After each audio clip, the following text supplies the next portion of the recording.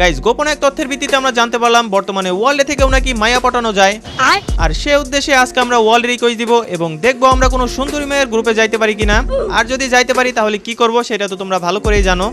তো সেটা বড় কথা নয়, বড় কথা হচ্ছে যে কোনো মূল্যেই হোক গাইস আজকে আমরা ওয়ার্ল্ডে থেকে যে কোনো একটা সুন্দরী মায়ের গ্রুপে গিয়েই ছাড়বো। তো কোনো কথা না ভেবে আমরা উড়াদুরা জয়েন রিকোয়েস্ট দিতে থাকি ওয়ার্ল্ডের মায়াদের গ্রুপে।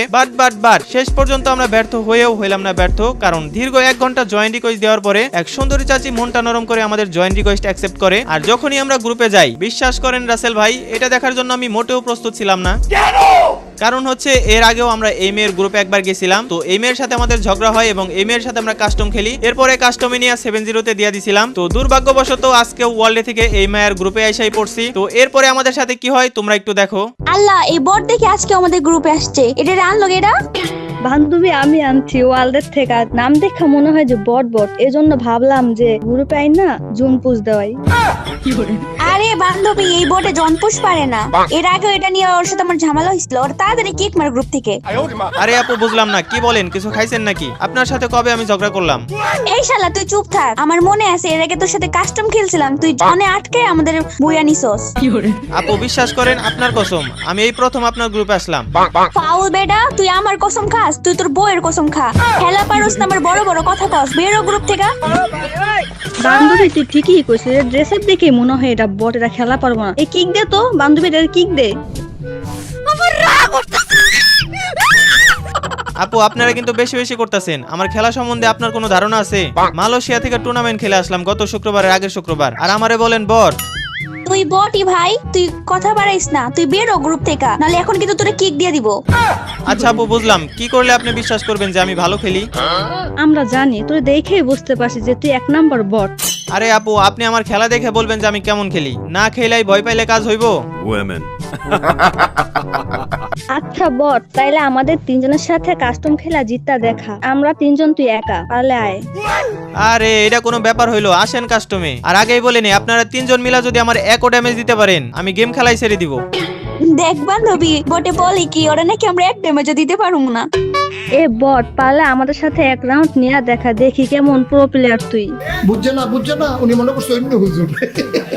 আরে আপু এখানে জিতার কথা আসে নাই, আমি বলছি যে আপনারা 3 জন মিলা যদি আমাকে 1 ড্যামেজ দিতে পারেন তাহলে আমি গেম খেলাই ছেড়ে দিব। আচ্ছা ভাই, যা কাস্টম বানা, তোরা মজা বুঝাইতাছি। अब तू गया बेटा, अब तू गया। देख तेरी औकात मैं दिखाता हूँ तुझे।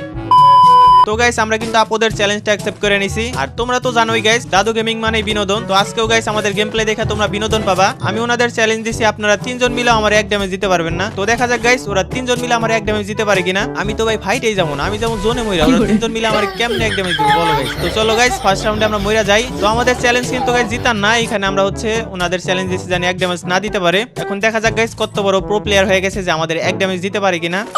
তো সেটা বড় কথা নয়, বড় কথা হচ্ছে গাইস আমরা 4 রাউন্ডের কাস্টম বানাইছি। তো 4 রাউন্ড কোনো রকম শেষ করতে পারলেই হইব। আর গাইস আমি তো সাথে সাথে জোনে যা মইরা যাব, ওনারা কোনোভাবেই গাইস আমাকে 1 ড্যামেজও দিতে পারবো না। তো দেখা যাক গাইস এরপর ওনাদের রিঅ্যাকশনটা কি হয় ম্যাচ শেষে। তো এটা আমাদের দ্বিতীয় রাউন্ড, আর দ্বিতীয় রাউন্ড শুরু হইতে না হইতেই আমি এখানে চাঁদের দেশে চলে যাইতেছি, কারণ আমাদের হচ্ছে চ্যালেঞ্জটা কমপ্লিট করতে হবে। তো দেখতেই পারতাছো 3 জনে গান টান ভাই ওম টম নিয়ে দাঁড়ায় রইছে, মানে বুঝতেছো গাইস আমি যদি ওই মাঝখানে যাইতাম আমার কি বারবিকিউটা বানাই খাওয়া লাইতো।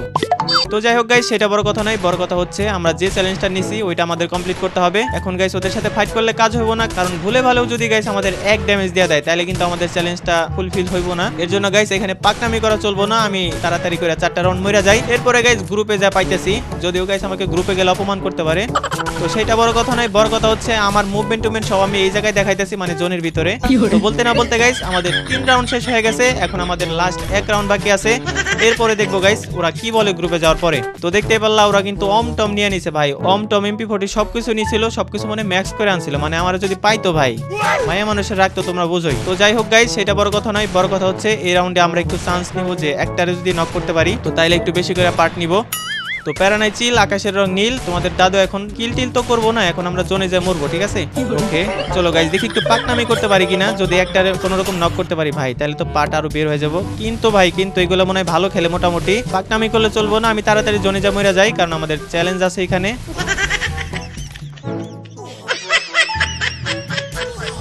তো বলতে না বলতে গাইস ওরা কিন্তু অলরেডি আইসা পড়ছিল, দেখছো? ওকে গাইস চলো আমরা 4 রাউন্ড শেষ করছি, কোনো ধরনের ড্যামেজ ওরা দিতে পারে না আমাকে। দেখা যাক গাইস গ্রুপে যাওয়ার পরে আমাকে কি বলে।